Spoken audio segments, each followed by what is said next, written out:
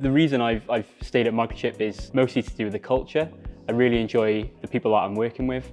Although we're a large multinational company, we have quite an intimate environment where we all sort of collaborate and work together and grow together, which is great. The most memorable project I worked on in Microchip is an implantable defibrillator, which consists of a small tiny defibrillator module that could be fitted on a heart. It has unique challenges, like it has an embedded electronic circuitry, which was very interesting to work on.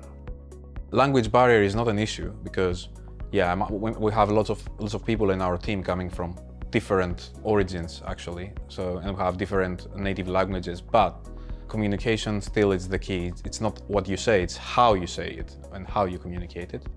One of the things I'm most proud of whilst working here is my journey from working as an operator on the shop floor through to managing a team of my own, whilst also balancing academic study. It's just something that I pride myself on, having that opportunity and support.